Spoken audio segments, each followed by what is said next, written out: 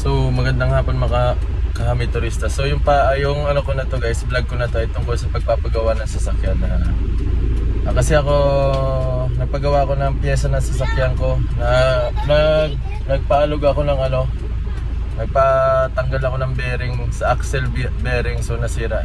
So dinala namin sa machine shop guys, tapos hindi naman pala niya kayang gawin, pinagkakaldag-kaldag niya, so makikita niyo sa video.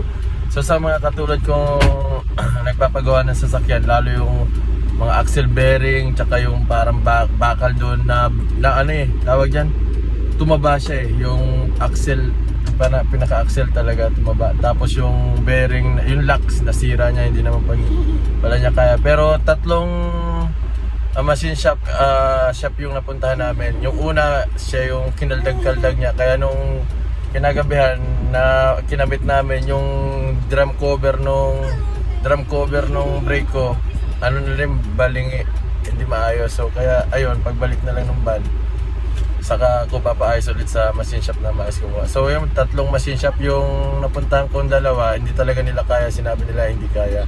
So itong isa pinilit niya, tapos yung pinilit niya, nirecommend din niya rin kami sa isa, hindi rin kaya nung nirekomendahan niya. Tapos yung isa, nirekomenda naman kami, yun yung nakatanggal guys, diniskarte yan.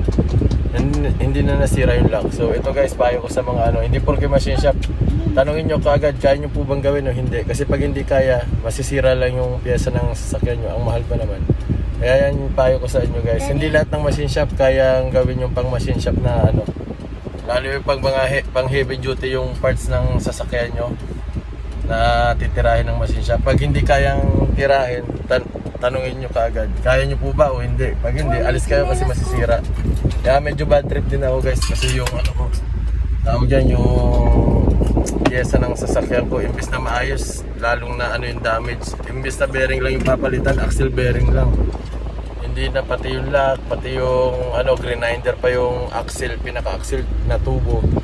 So ayan guys, payo ko lang to sa inyo. Hindi porke machine shop kaya nila lahat. May mga machine shop na pang heavy duty talaga. Ayan guys, keep safe, ingat. So guys, nagpapayos tayo ng axle bearing nito kasi kumakalog na guys. Ayan, napalitan yung axle bearing. So guys, ito yung lock na tinatanggal ni kuya dito. Ito ang puputulin yung lock dyan para makabit, ma-press yung makabit yung bago nating tawag dyan, axle bearing.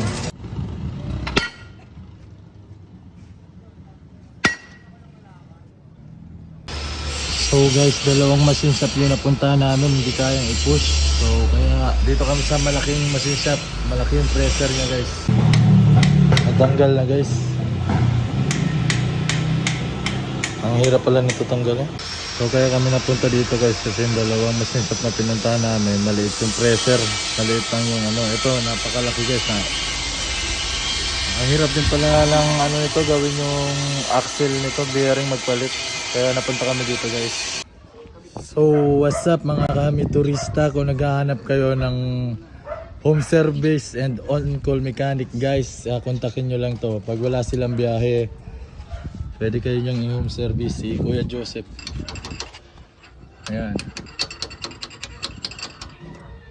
Pwede nyo siyang kontakin guys. Pwede nyo ako i-message sa FB page ko and sa mismong Facebook ko, sa Jammer Ramito guys.